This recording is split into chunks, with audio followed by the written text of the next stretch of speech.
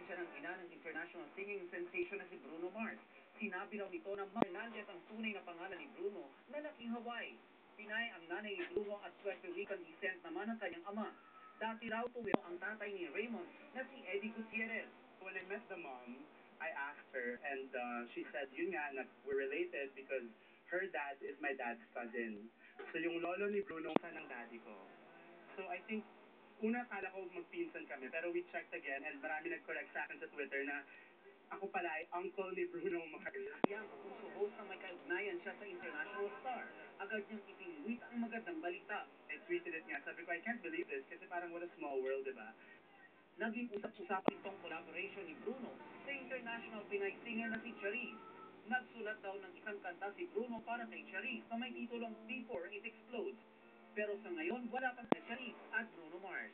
Nelson Canlas, updated sa Showbiz Happening.